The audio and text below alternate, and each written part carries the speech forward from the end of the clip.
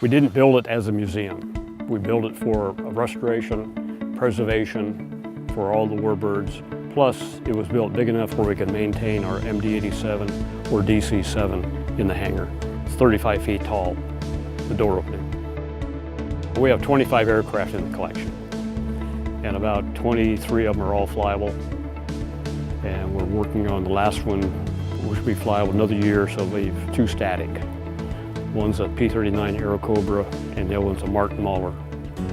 The collection came about in 2 different ways.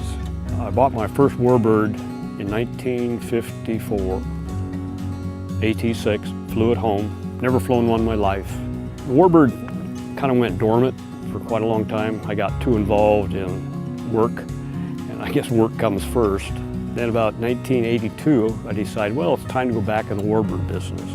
Well, this is the first true warbird I bought in 1982, and it's a P-51 Mustang, and this airplane was built in Australia, and that's when it started with wishes, and then it ended up being what we have today.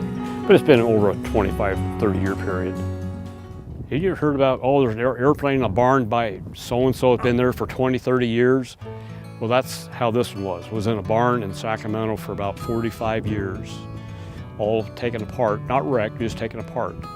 There was 2 of them. The guy bought 2 airplanes back in '68, took them apart, hauled them to his mother's barn out of Sacramento. And they were there up until about '95. So we restored this one and the other one. And this here was originally manufactured in 1945 as a photo recon airplane, not a gun nose on it.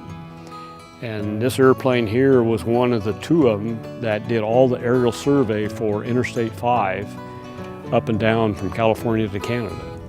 They did that in 1955. It's called a Blanca air cruiser. It's the only one left in the world that's flying. There's one in Canada that they're trying to restore. But this airplane was built by Blanca in 1935. There were 4 of them built, and they were all exported to the Philippines. And this airplane served the Philippines all through Papua New Guinea and that part of the world up until when war broke out. And then it came back to the States, then went to Canada and served its whole life in Canada, in the Yukon, British Columbia, and then went back to Ontario. It's quite an airplane. You just haul horses in it. The whole top opens up. Back here you can see.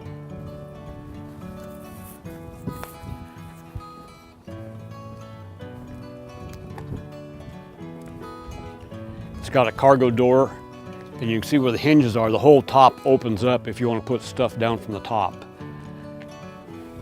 And this airplane, probably most of its lifetime was on floats in Canada. This is another nice airplane to fly, the SPD Douglas. Why is that? Well, I'll just say any Navy airplane is a nice airplane to fly.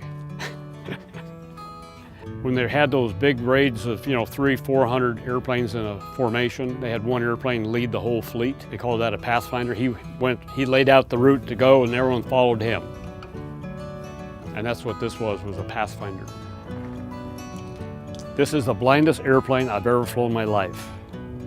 You cannot see once you get within about 50 feet of the ground on the runway. It is a total blind flying airplane if you're on land, not so much on the water, but on land. Visibility is almost 0. You just have to feel for the runway. The Corsair, in my opinion, is the nicest flying single-engine fighter there is. After you fly a bunch of them, come back to this, you'll know why. It is the nicest flying of all of them. Handling, smooth, everything, and maybe it's because the ailerons are all made out of wood from the forest product business. I think I've been blessed.